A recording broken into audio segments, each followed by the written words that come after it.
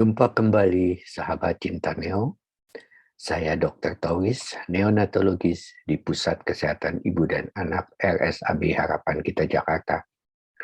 Saat ini saya ingin melanjutkan sesi Q&A resusitasi neonatus pada pertanyaan berikutnya. Apa prinsip utama dalam memulai melaksanakan resusitasi pada bayi baru lahir? Prinsip utama adalah persiapan yang tepat, adekuat, dan efektif. Ada 3 hal yang harus disiapkan. Mengerti dan mahir mengidentifikasi morbiditas kasus yang dihadapi. Mengerti dan mahir menyiapkan dan memakai alat yang akan digunakan. Mengerti dan mahir dalam kolaborasi terintegrasi dalam tim. Untuk mengerti dan mahir menyiapkan dan menggunakan alat, harus latihan dengan alat yang akan digunakan. Untuk mengerti dan mahir dalam kolaborasi terintegrasi dalam tim, harus melakukan latihan simulasi kasus.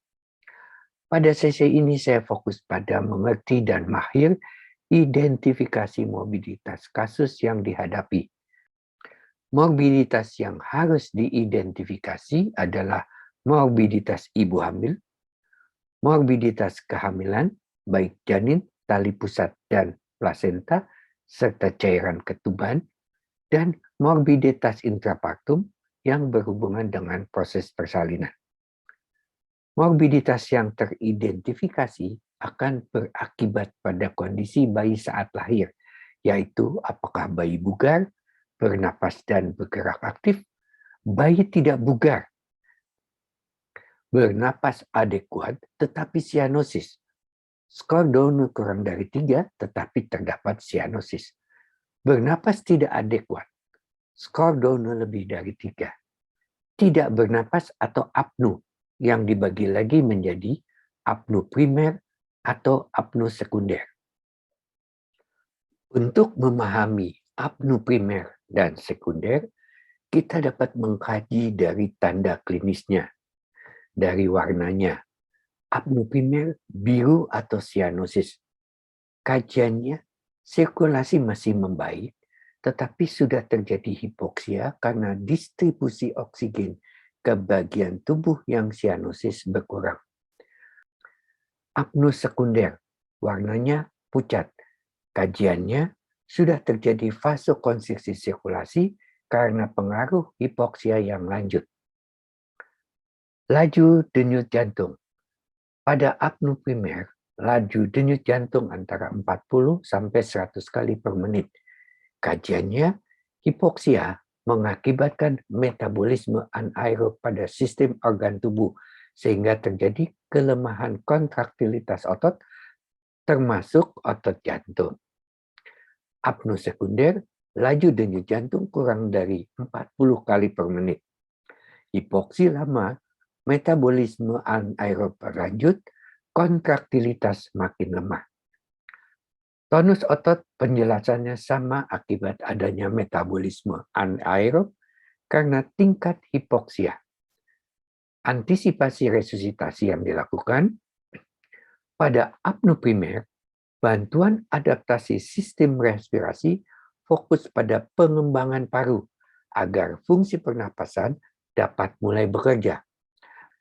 Pada alur resusitasi neonatal, langkah antisipasi fokus pada temperature, airway breathing, sampai pada VTP efektif melaksanakan intubasi. Sedangkan antisipasi resusitasi pada apnu sekunder, bantuan adaptasi sudah berlanjut sampai upaya vasodilatasi sirkulasi yang menjadi vasokonstriksi akibat hipoksia dan terjadi metabolisme anaerob. Pada alur resusitasi neonatal sudah lengkap TABCD, meliputi kompresi dada dan obat-obatan serta cairan. Respons atau hasil dari antisipasi resusitasi pada apnu primer terjadi pengembangan paru, khususnya alveol. terjadi difusi oksigen dari ruang alveol ke sistem pembuluh darah paru dan didistribusikan ke seluruh tubuh, menunjukkan tanda klinis gasping diikuti warna pink. Respon atau hasil dari antisipasi resusitasi pada apnu sekunder terjadi vasodilatasi sistem sirkulasi dan beredarnya oksigen karena terbukanya aliran darah, timbul metabolisme aerob, berpengaruh dengan membaiknya absorpsi cairan paru sehingga alveol mengembang.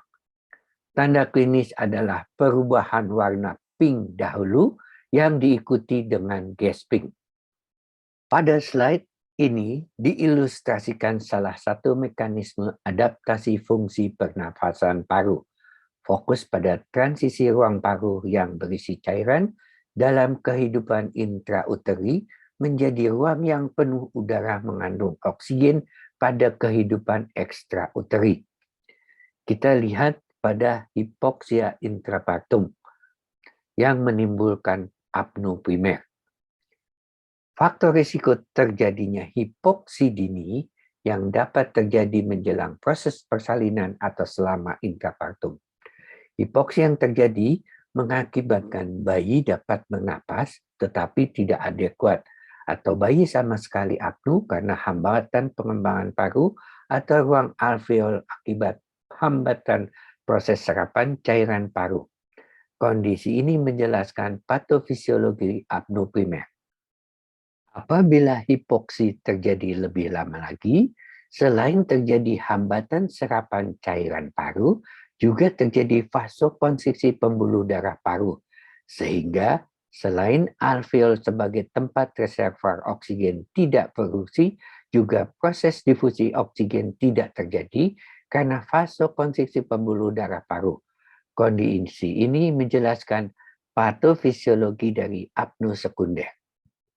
Sahabat Cinta Neo, untuk melaksanakan alur resusitasi secara tepat, adekuat, dan efektif, lakukan persiapan secara maksimal. Identifikasi faktor risiko dan susun strategi untuk kemungkinan yang akan terjadi. Alat lengkap dan siap pakai, kolaborasi yang terintegrasi kinerja tim dalam melaksanakan alur resusitasi neonatal. Sampai jumpa pada sesi berikutnya.